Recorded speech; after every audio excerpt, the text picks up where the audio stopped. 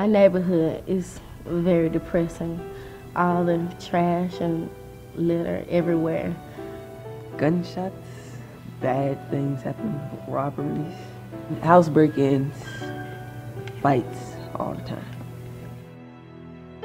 So many of our kids are forced by their life circumstances to grow up so quickly that they're never able to have those kid experiences. The conditions that many of our kids live in are not really conducive to success. We really felt strongly that it was time for us to do something about that.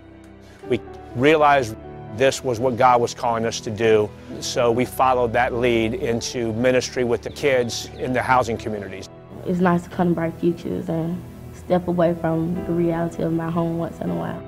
Everybody here wants the same things for these kids that you would want for any child.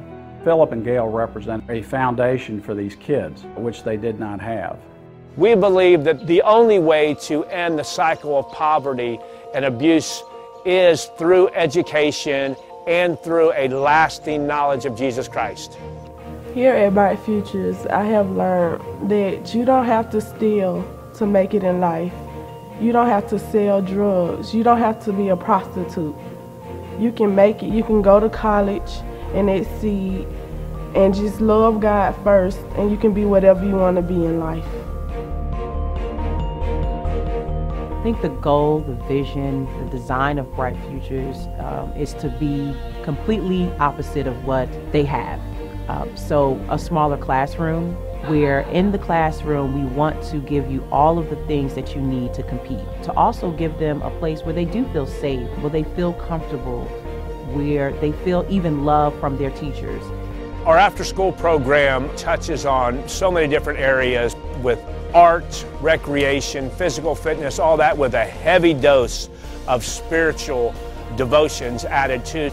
I love singing out to God every day. Worshiping God is key. But the problem that we saw right away was not getting a quality education. So no matter how spiritually mature these kids were, if they couldn't read or write, they were going to be back on the streets within a year or two.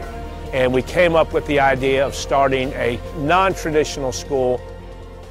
I've been in Bright Future for around 3 years now, and I've really grown. I would like the kids, my friends from public schools, to also come to Bright Futures because it would give them a chance to have a bright future just like I'm receiving.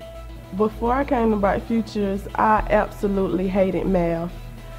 But now I really love it, and my teacher, she tells me, like, Marion, you know how to explain it better than I do sometimes. She was like, maybe you could be a math teacher. I'm like, yeah, I maybe can.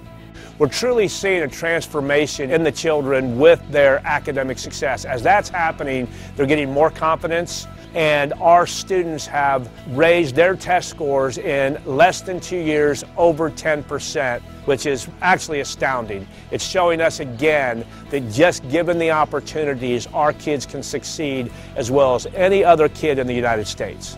We're trying to purchase a separate building for the academy only, which will allow us to expand to at least double our size in the next 3 to 5 years, to give other kids in the community opportunity in education and just life.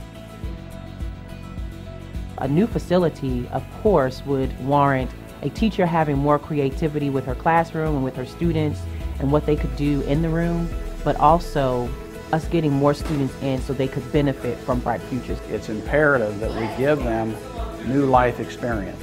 If we could create a more constructive, positive, supportive environment, was critical to evolving the process of Bright Futures and what it's doing for and with these kids in terms of giving them a complete set of skills to go on with a better life.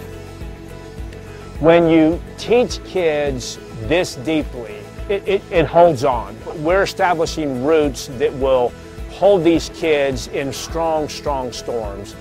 These roots will also branch out, touching their families, touching their peers. While we've made many, many inroads over the last 9 or 10 years by offering more and more programming, we're working diligently to expand our program so that we can affect more kids for years to come.